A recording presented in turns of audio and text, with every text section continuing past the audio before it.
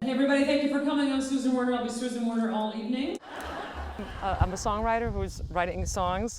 This year, the songs are all under the title Hayseed, and it's songs about farms, farmers, and the people who love them. And I've been traveling around the country doing shows, and on the very fortunate days, I get to come out and see what people are up to in individual towns and communities. And so I've been looking forward to this once I saw it on the calendar, that I was going to get to come to the campus farm and see what you guys are doing here. So maybe, Mike, tell me a little bit about what you're growing here and what our space is like here at Johnson County Community College. Sure. Well, here at JCCC we have what we call the campus farm. That's the official title of it.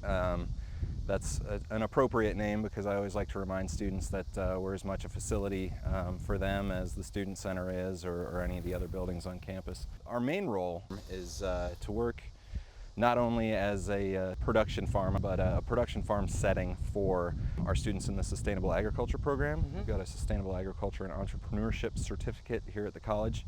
And so we have a practicum component of that every semester, and the students come out and complete their hours here on the campus farm. In turn, we're able to supply a number of outlets here on campus with our produce. It kind of helps us complete the circle of creating not just local, but I think technically we're probably hyper-local with our production. So. Yeah, you don't sell anything beyond here pretty much. Yeah. Although the CSA that we participate in, Community Supported Agriculture Subscription Service, is a multi-farm CSA, so our students get the chance to see how that works. And that delivers here on campus every Wednesday evening, and we have about 70 or 80 people who come pick up their vegetables here, and a good portion of that comes from the campus farm. So, and then our students have the opportunity to participate in the distribution and interact with the customers and see what direct marketing is really like. Direct marketing meaning the farmer right to the consumer. Instead of a middleman at a grocery store, the farmer and the grower stands behind what they sell, as they say in business. Right. A farmer is standing literally behind the things they grow. Right. And so their face, their name, their personality, their character, their reputation is invested in what it is they're selling. I like to say that there's no 1-800 number for questions and comments on any of our stuff. They ask you. They exactly, ask the student themselves. Exactly. There's no, there's no middle person, no barrier. So you know who it is who is actually touching it before you ate it. Right. So when people talk about food security, they know. This is where it comes from. This is where it comes this from. This man, this woman, this student, they're growing that for me.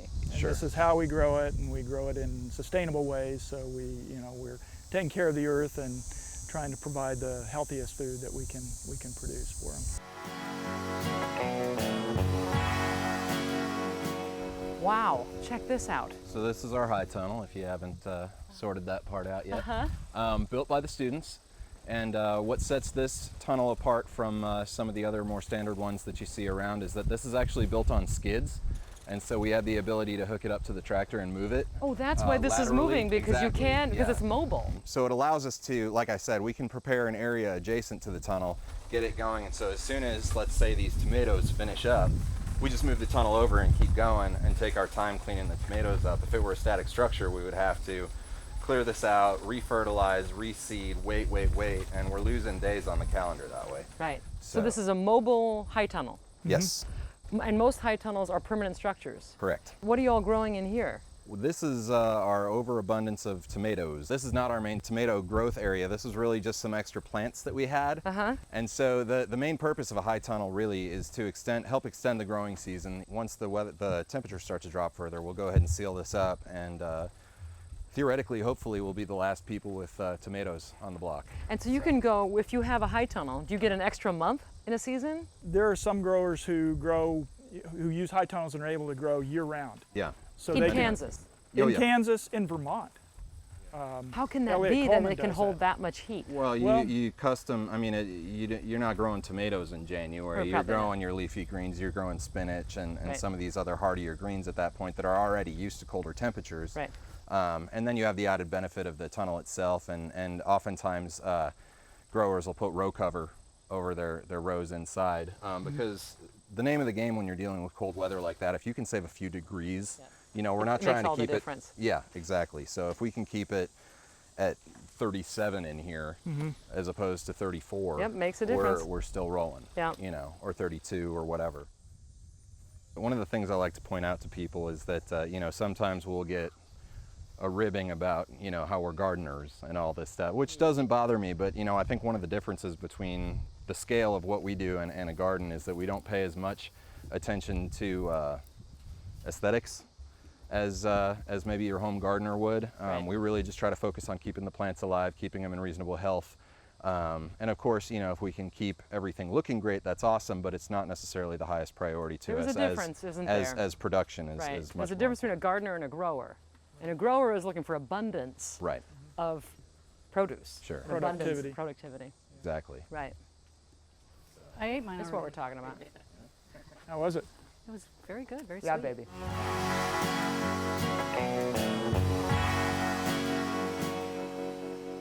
So tell me a little bit about the farm you grew up on.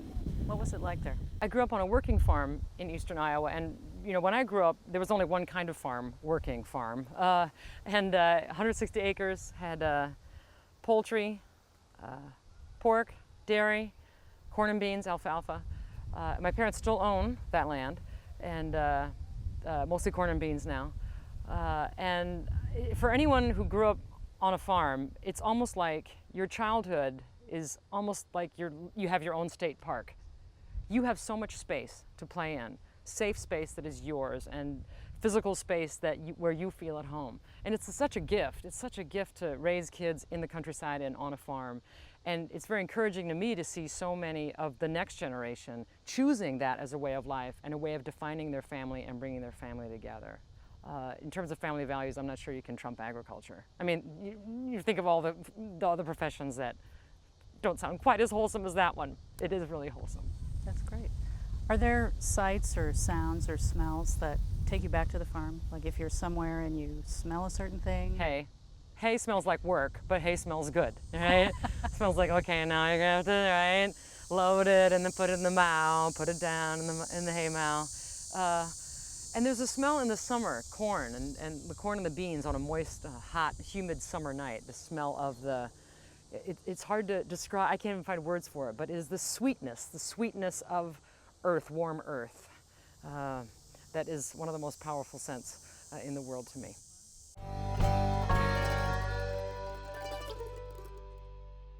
Well, we wanted to show you the compost that we use on our fields. And Mike's been spreading some of the compost on a field we're finished with this year. The compost is produced on campus.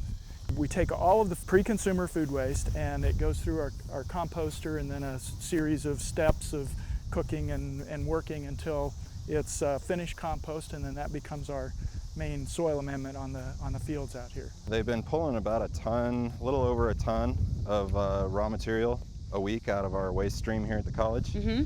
You can see. So this was all you know, food matter, peels and you know, apple cores. Are there any oyster shells we can see? Sometimes we get some oyster shells. So you restrict what they put in the compost, right? No, do you restrict? It's all the food. It's all the food waste. Yeah, bones and shells and we try to discourage silverware and latex gloves. Right. I would Those think. don't do so well. But past that, meat. It's totally acceptable. Boy, it is really black. It's scientific. Yeah, it's science. You know, they use the science of making compost to, get the balance of high nitrogen food waste and high carbon wood chips or There's some sawdust. chicken for you. Yeah, there's a chicken bone. All right. Well, thank you. It heats up to 150 to 170 degrees for a period of time long enough to kill all the any pathogenic bad organisms, and then continues to to cook until what's left is this. So your compost is a cooked thing. Yeah. Well, it cooks itself. It's really the activity, it's the metabolism of the microorganisms in it that cause it to heat up and cook. Mm-hmm. And how long does it cook? How long does your compost have to sit in the bin to be ready to go? It goes through the bin in about 2 weeks. 2-3 weeks, yeah. And then it's removed from the bin and put in a series of piles that are moved frequently to add air and oxygen to them. And then it finishes for about another 4 to 6 months, I believe. Something that's probably on average, yeah. So if I was a student and I ate in the dining hall, and then my waste goes into the compost, how long until the dining hall food arrives here? 6 months. 6 months it gets on this soil, and then we'll plant a crop in here. And depending on what the crop is, and another 2 to 6 months after that, the food will be harvested and sold back into the dining services. So it from Some the of it, dining, or it could go in the CSA, or it could go someplace else. but honestly, from the dining hall to here, and then right back to the dining hall. Yep. Yeah, So food miles, 100 yards. right. Is that right? That's about right. Yeah. That's the idea. Wow. Like I said, micro local. Micro local. Hyper local. Hyper local. But from a dollars and cents point of view, it's saving the college money because we're not paying to haul all that what at that point is waste off campus, and here on the farm we don't have to have compost trucked in from anywhere. We do it all right here. So there's obviously some sustainability issues addressed there.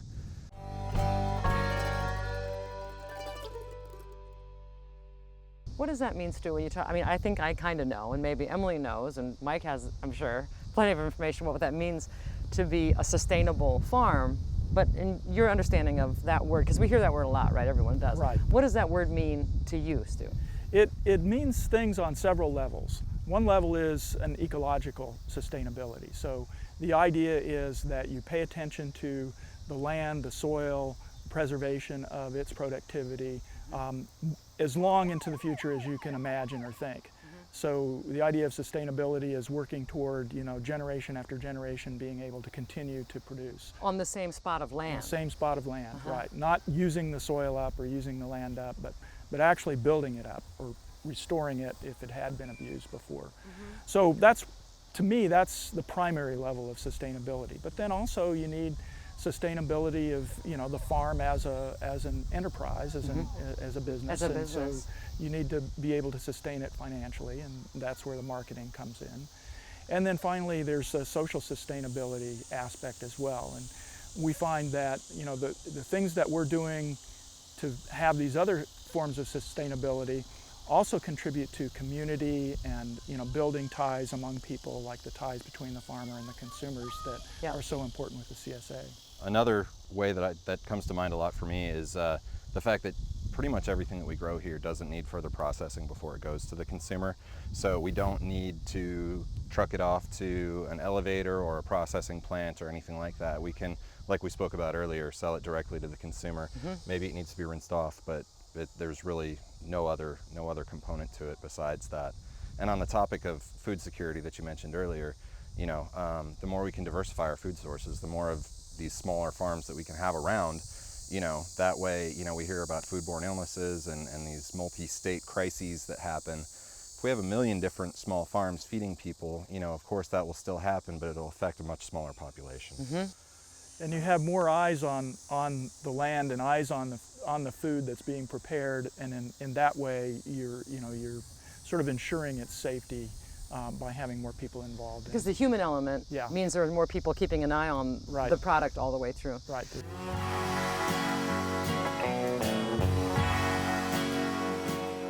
So how did Hayseed, the project, come out of all of these memories and experiences that you've had? The songs for Hayseed came about when my parents announced they were moving to town. They were moving from the farmhouse into town. And this is an emotional event for any farm family.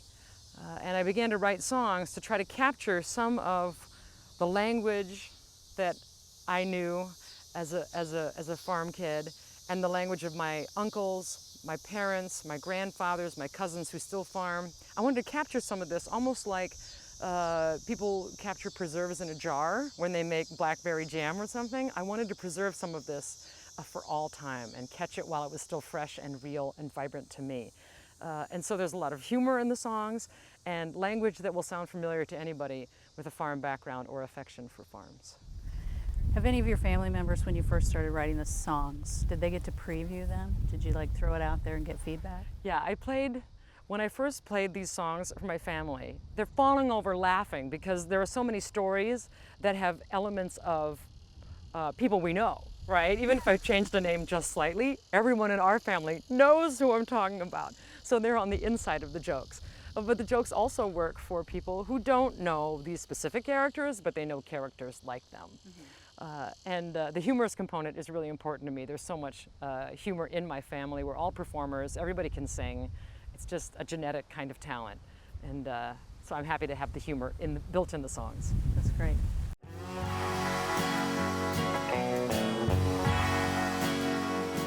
What are we growing over here? We are growing kale. We plant them out here and they grow in the cool weather and we can harvest them. And come the heat of the summer, they tend to slow down a bit, get kind of sort of dormant, and then as it begins to cool off towards this part of the year, they begin to grow again. Yeah, exactly. And so it's practicality. It works out a lot better for us to just leave them there than starting with fresh plants again in the fall season. Because they'll come back. Yeah. And I just saw Stu do some pest management. Is That's that exactly, right? You just that's exactly what that was. Methods of pest management. Organic. Absolutely. Hands-on. We actually do that. We teach them to identify the eggs and larvae of insects before they become a problem. And one of our first measures of insect control is hand picking. Yep. It's the oldest one. It is. Adam and Eve. Yep. Right? That's right. That's Eve right. probably went like this. There's a worm in there. Yeah. Here you go, Adam. And that's what started it all, right? And then what do we have here? Kale again. It's just a different variety of kale. The chefs that we work with refer to it as lacinato kale. That's kind of a descriptor. In the store, oftentimes you'll see it called dinosaur kale because of the texture of it. It looks kind of like dinosaur skin, and it's green and a little rough. But dinosaur. You call it what kind of kale again? Lacinato. Lacinato kale. Rarely do we ever plant just one of something. We try to diversify our varieties regularly. So, this is actually maybe not a good example because there's only 2 of these, but squash and tomatoes and everything else, we'll have as many as 5 different varieties that we plant. Just if not for variety, then for insurance, because we don't always know what the weather's going to do. You don't know, that's right. So that's why you plant a variety of things. Exactly. And right. so, usually everything does pretty well, but every once in a while you'll have one variety that just doesn't do it. And if we had put all our eggs in that basket, and there's our farm adage for today, then we'd be in trouble. So yeah. This texture is really, it feels like this is pretty sturdy, pretty hardy, right?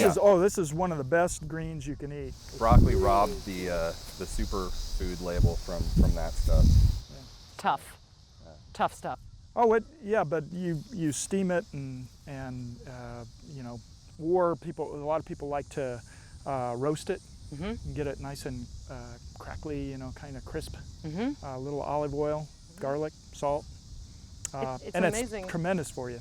Well, and kale is like highest on, Yeah. it's the highest food on the ANDI scale, is that what it's called? ANDI scale, the nutrient scale for food per calorie. The benefit guess so, yeah. is the highest in kale. Yeah, it is. I mean, it's really high in vitamin A, C, micronutrients, magnesium, manganese. Is kale a traditional Kansas crop, or is that kind of new? No, that's fairly new. But this is one of the specialty crops I was talking about that local growers have discovered works really well. There's a good demand for it. People who are really into finding healthy food look for kale stuff is like this. on the top. Kale is on one of the first 5 things they're going to go for in the Right, produce. right. When we started selling produce here at the college, it's been interesting to see people's vocabularies evolve in terms of produce, because at first it was like, we'd kind of try to suggest that they might take something along the lines of kale when they were really interested in tomatoes and cucumbers and, some of these ones that we all know anyway. And, now they're coming and they're asking for kale. And so we kind of have to up the game a little bit and find something a little bit more abstract, which is great. I mean, that's exactly what I would hope to have happen, but it's definitely something that's happened over the last few years. Yeah, kale got hot, didn't it? Kale is really in demand. It is, yeah. Yep. Well, and should be, because it's so good for you. It is.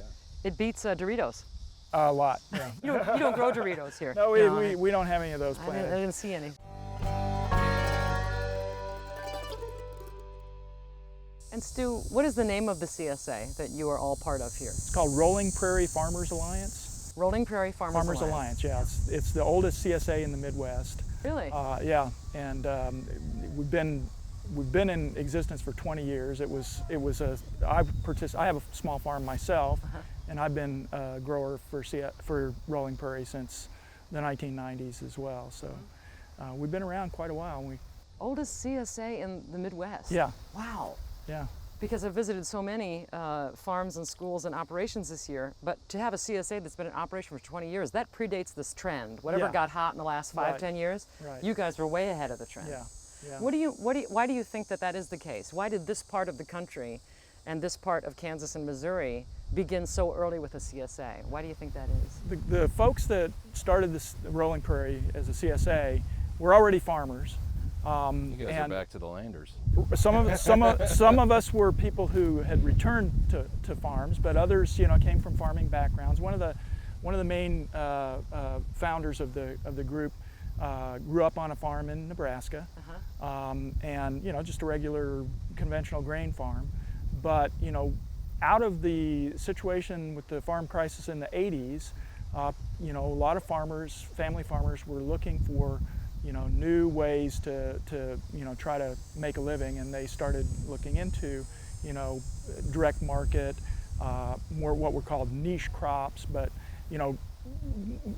kinds of things that you could grow and market yourself and get the full value for the product. And so that's how those folks got involved with starting a CSA. The model had already begun in other parts of the world. It started in Japan and Switzerland and came to the United States, but the folks who were involved here were heavily involved in the farm movement and trying to preserve family farms and are really pioneers. I mean, the fact that this CSA got started here 20 years ago. Yeah. I mean, these are mavericks. You guys are like, you planted the flag first. It's fantastic. It shows a lot of maverick spirit. Yeah, and you talk about sustainability. It's shown to be sustainable, and it's sustained a number of farms over the years.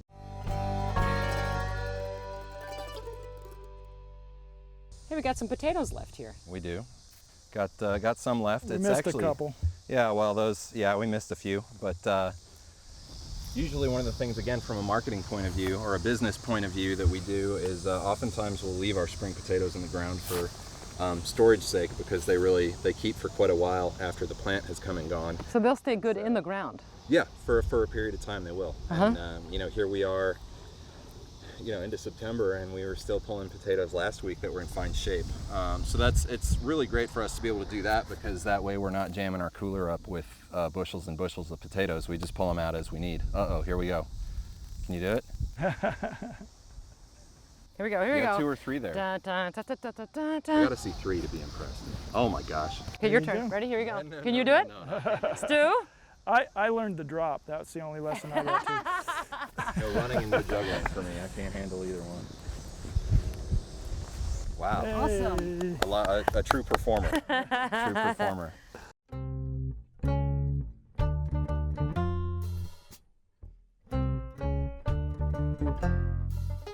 So in terms of the sustainability certificate, could I just get that in the next 10 minutes? Could I just get one of those? We could probably give you an honorary. Is that fair?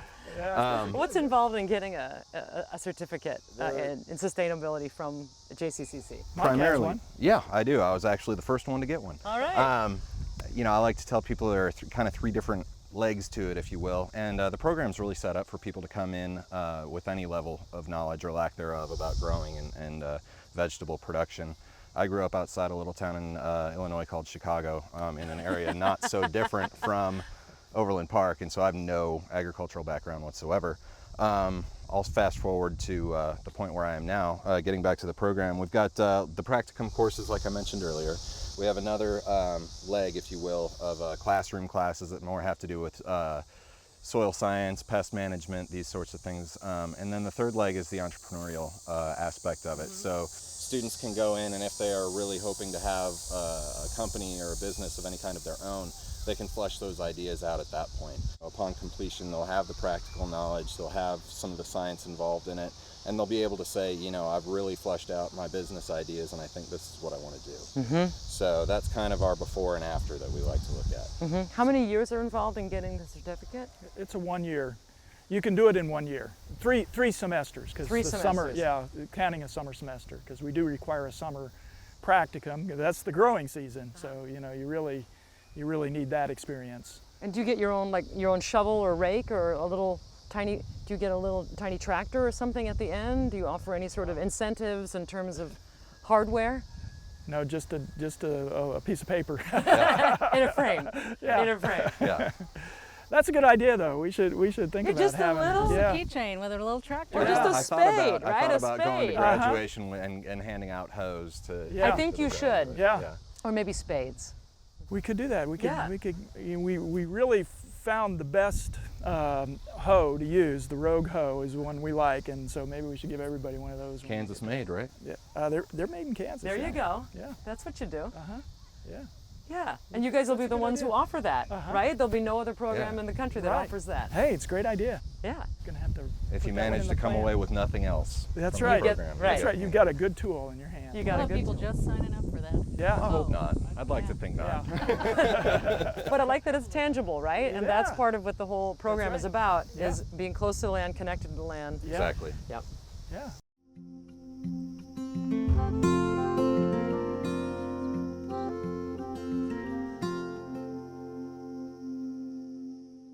Now, this project is also benefiting farmers and farms, right? So how does that happen?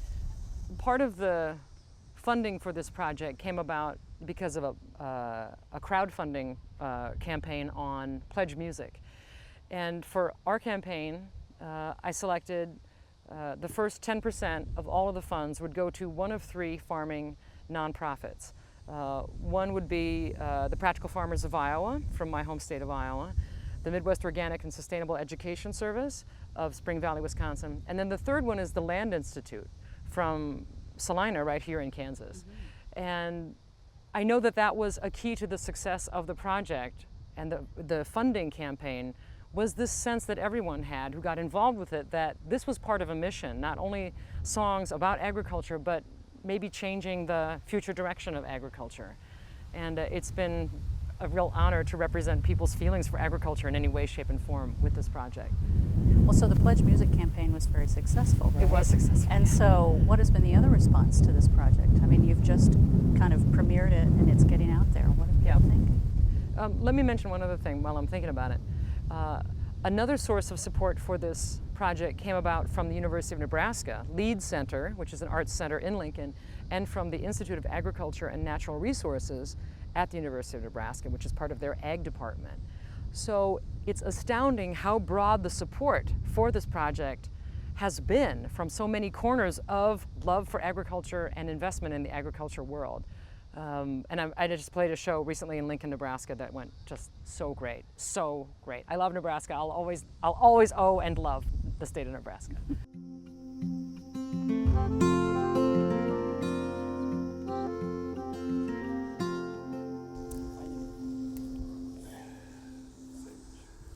There you go. Can you guess what that is? Smells like Mint? basil. No, it's basil. It's basil. But it's purple basil. Can I It chew on is. it? Oh, yeah. Oh, yeah. It's a good example of some of the versatility that we have in working with, Chef Mark here at the college and the culinary folks. If there's something that they can't get their hands on or have a really hard time or it's too expensive to go through a normal provider, sometimes we can help circumvent that for them by growing some of the more unusual things. I understand purple basil isn't like the craziest thing you've ever heard of, but it's a good example of you know, some of the variations that we can do for them. Let's try another one. Okay. What else you got? Sage. Oh, you gave it away. Sorry. I get excited. Let Emily try that. You want to try the sage or the parsley? I want to try them all. That's sage. I got potatoes. Wow, that's potent. Hey man, you're rolling. You're all set. Yeah. You can whip it up. That's right. Parsley. Sage is tangy. Sage is tangy. You need that for your potatoes. Oh my God, look at that. That's beautiful. Now you're ready. Do you have parsley, sage? Do you have rosemary and thyme? We don't have rosemary out here. Got oregano. We've got Ooh, let's have a oregano. little of that. Okay. Rosemary won't survive the winters very well outside. We got a bunch of time, we though. have to keep it. We got plenty of time. Plenty of time. Oh, we got all the time in the world. This farm What's up, humor Emily? just gets me. Yeah, Yeah. it was. You know.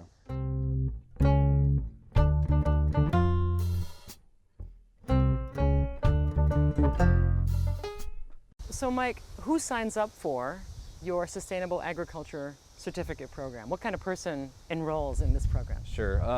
You know, maybe unfairly I had suppositions about the types of people that we'd be seeing coming through the program, and I've been really surprised pleasantly by the fact that there isn't a demographic necessarily of who signs up and who comes through the program. We've had everybody of all backgrounds and ages and sexes and everything come through. You know, I think Stu was saying earlier, our one of our more unique students was a 80-year-old grandmother. Is Yep. that right? Yep. Wow. And And we've had a student from Kenya. We had students come from Virginia to take our program. yeah, the student from Kenya was right out of high school too. So Yeah. there's the other end of the spectrum. He was Yeah. an 18-year-old. Right. So we have very young Fellow. students, very, you know, advanced in seniority students. And everything in between. And everything in too. between. Yeah. Veterans. Veterans have been great. Yeah, the veterans have been really, really good. That's interesting. And why do you think that veterans are drawn to this particular kind of work? Well, I think they've seen, you know, they've seen experiences that, you know, tell them they want to do something meaningful with their lives, and they want to do something, you know, that is, you know, beneficial and helpful for people. And, you know, this is a good opportunity to do that. There's a service component to it, Yeah. as well as physical work. Yeah. Yeah. Oh, it's definitely physical work. Absolutely, And yeah. you know, so they're used to that, and they, you know, you know, that's not an obstacle for them. So. Yeah. They're used to hard work. Yes, They're they not are. afraid of They hard are, work. And, Yeah. and you know, now that I've gotten used to having, you know, it's happened a few times that we've had veteran students come through. I really look forward to it anytime that I Yeah. see that somebody's got past military experience, just because we've had such a great experience with it. It's wonderful. Yeah. Thanks, guys. Okay. Thank you.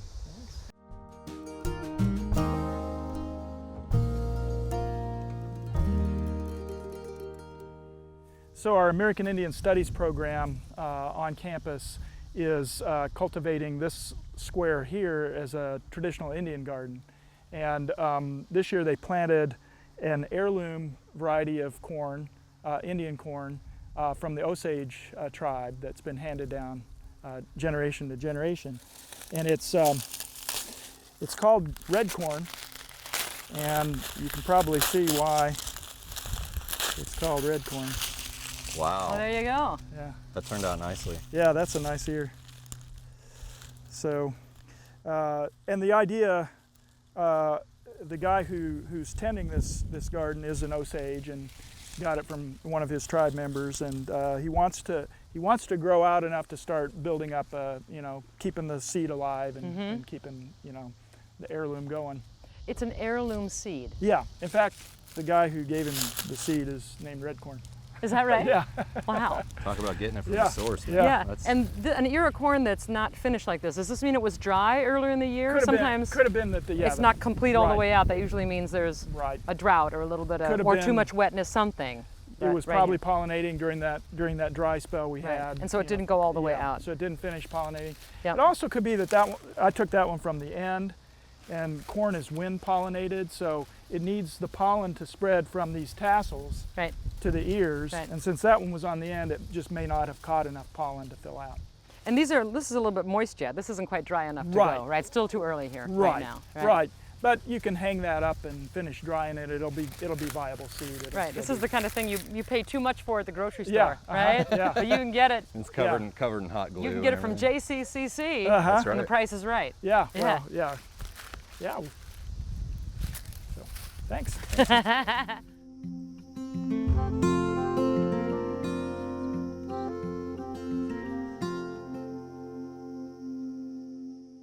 Well, we're looking forward to having you perform Hayseed for us as part of the Performing Arts series here at Johnson County Community College. Thank you, and I'm looking forward to playing for you guys and to seeing, just even being here, seeing this part of the landscape of Kansas. I mean, there's a romance about Kansas, starting with, of course, The Wizard of Oz, but this sense about Kansas as idyllic, as farmers.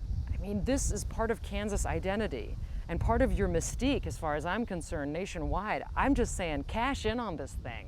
Right? Go with it, that's you. Woo, baby, woo, lead with this and stay with it, because it's part of your identity, the face of Kansas and the heart of Kansas. Sounds great. It's true. Well, let's go drive this tractor. Let's go drive the tractor. All right, baby? Thank you. Yeah.